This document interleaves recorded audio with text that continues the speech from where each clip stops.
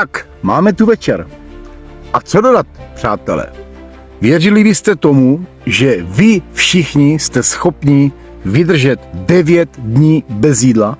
Protože když to vydržím já, tak to musíte vydržet i vy.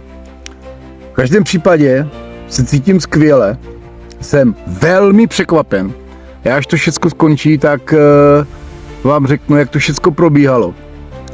A ty plusy a mínusy. Zatím jsou to hodně plusy. A jinak to budu muset natáhnout, protože mi to končí v neděli, ale v neděli má Lucka, kde budu mít první jídlo, zavřeno. V pondělí nemám čas, takže to natáhnu na 12 dní, což bude 240 plus 48. 288 hodin bez jídla. Nazdar.